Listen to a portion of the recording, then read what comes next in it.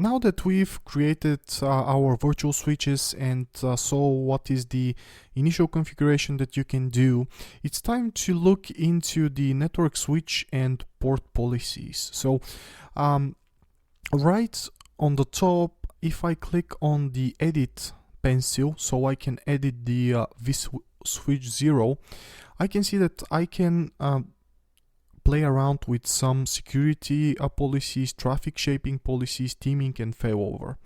And if you click on the pencil right on the top, this will edit the default policies for all virtual port groups that are basically inheriting them. So what do I mean by this? If I set up, for example, Promiscuous Mode in here to be reject, and if I close this and go to my test one, and edit the virtual port group, go to security, you will see that the default will be reject. And what I can do from here is I can override this. So using the override method will always override the default settings on the switch. So the settings on the switch will be broad. They will be inheritable to all the objects within that virtual switch. But if you want to be more specific, you can go ahead and override the settings for the different virtual port groups. So let's open the default settings and talk about the different modes and different things that you can configure in the security tab. So the first option that you can see, it's called Promiscuous Mode, and the default is reject.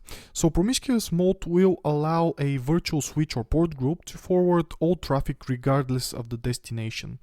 And the default is reject, like I said, and you would want to set Promiscuous Mode in a specific situation where you have a virtual machine that has a network-based intrusion detection system that is going to analyze and sniff packets within this network. So this is a specific thing. If you have such an intrusion-based detection system, you would want to set this to accept. Otherwise, it's going to block this traffic. The second and the third options are basically related to the MAC address information for the virtual machine, and the MAC address changes. Well, if it's set to reject, what it's going to do is, if basically the virtual machine attempts to change its MAC address from the assigned address of the virtual NIC, it's going to stop receiving any connection. The virtual switch will basically stop, will disable the connection for that machine. So yeah, this option, the MAC address change, will help you protect against certain attacks that are launched by a rogue guest operating system. For example, if you have a compromised virtual machine and someone is trying to attack your host and is trying to change the MAC addresses, it's going to block the traffic. The last option, the forge transmits, it's pretty much the same. It's going to look into the frame source address field, and if it's altered by the guest and contain a MAC address that is different from the assigned original virtual NIC MAC address, it's going to block the traffic if it's set to reject, for example. The next thing that you can configure is traffic shaping, and this is pretty much self-explanatory. If you want to enable this, it will you can modify what is the average bandwidth that you want your virtual machines to use, what is the peak bandwidth, the burst size, and so on. So yeah, you can play around with shaping the bandwidth that comes out from the virtual machines. But you need to be careful with that, because you can starve your virtual machines for networking, and they can start dropping packets, and it's not going to be nice when you are in business hours and the users are not able to connect to the applications. So the last option that we have is teaming and failover. And this is a thing that I've showed you earlier with configuring the network adapters. What you can do in here is you can configure Nic Teaming and Failover.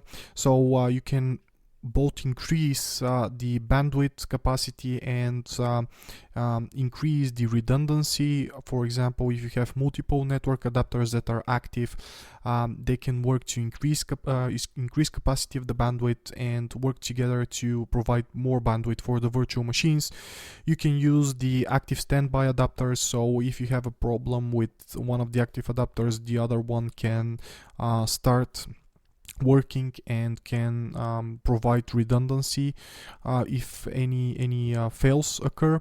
So there are different load balancing methods right on the top that you can select from, and this is a topic that is going to take me a lot of time to explain every single one, so I recommend for you to read about the different ones and select what is best for you. The network failure detection, it's going to try and see to basically maintain a connection with the network cards all the time. So the if the virtual switch detects that one of the network cards is not available, it's going to initiate failover, and if the network card is not detected, it's going to remove it from the load balancing if needed. And if there is if the failback option is enabled, when this network card is re-enabled, for example, a network administrator unplugs a cable by mistake and then plugs it back in, the virtual switch is going to detect that this network card is working right now, and it's going to rejoin it to the actual teaming. So these are different options that you can configure for teaming and failover. I really recommend for you to read more about this because it's important. Now that we've checked all the settings that you can configure on a virtual switch or a virtual port group, what I can do is I can switch to my ESXi second host, and if I go to virtual switches, you will see that there is a discrepancy between the two ESXi hosts. If I click on vSwitch 0, I have management network and VM network. But where is my vSwitch 1 that I've configured 2 minutes ago? Well, basically this is a problem with the standard switches, because when you configure a standard switch, it's going to be enabled only to the specific host that you configured the switch to. So this is where the distribute switches come into play. If you want, what you can do is you can configure standard switches on every single host, and in my case, if I have only two, it's going to work just fine, and I can duplicate them, so when I move virtual machines between the hosts, they will not lose connectivity. But if you have 100 hosts, for example, are you going to go through every single host and configure the settings? I don't think so. So if you go on the top of the actual vCenter server and go into networks, the second option is distributed switches. So in here, what you can do is you can configure a new distributed switch, and it's going to be a bit different, the configuration from the actual standard switch. You have different options depending on the version of the ESXi host that you need to connect to, and depending on that version you have different functionality of this distributed switch. So I have two ESXi hosts that are 6.5, and the next settings is the number of uplink ports that I want to connect to this one, and you can see that the default is 4. The network input output control is enabled, and it's going to create the default port group, which is called the port group, but you can change that as well. So you can see the next suggested actions are to create a new distributed port group and add your host to manage them with this switch. So if I click on finish, I'm going to see that I have my distributed switch created, and right on the top I have several options that I can configure. So if I click on manage and add hosts, I will have the option to add, manage host networking, remove hosts, and add hosts and manage host networking advanced, which I'm going to select the add host. I'm not going to finish this process because, as I said, I don't want to add my two ESXi hosts to a distributed switch. But in general, what you can do is If you have more, then let's say it depends on how you want to configure that, but if you configure a single distributed switch, it's going to apply to every single host, so you have a centralized virtual switch that you can make changes to, and it will apply to all of the hosts. So yeah, you can see I can manage the different networks.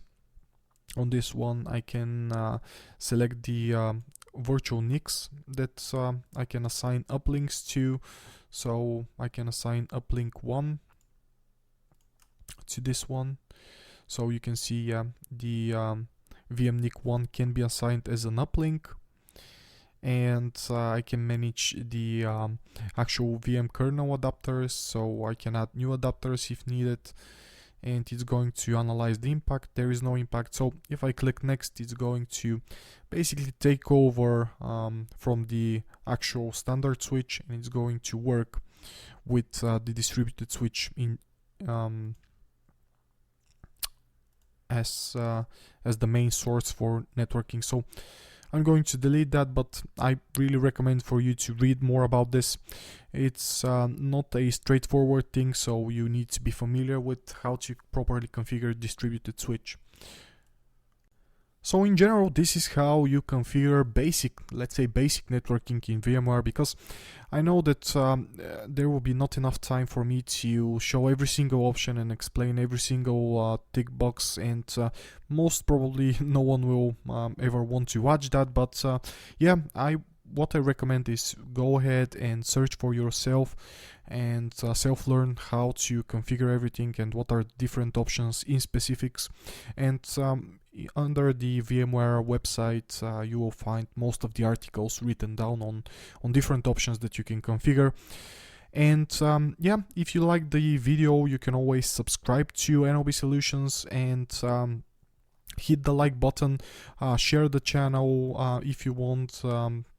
If you have any questions, you can leave a comment below and I will try to answer it as soon as possible. But subscribing to the channel and liking the videos, it's really helping me. And if you share the videos, again, it's really helping me, and I'm really thankful. And I want to say thank you to everyone that subscribed and it's watching the videos. I cannot do it without without you. So yeah, I will keep on uploading videos if you like them. This was Nick, this was NOB Solutions, and this was how you can configure and how you can use networking in VMware vSphere 6.5.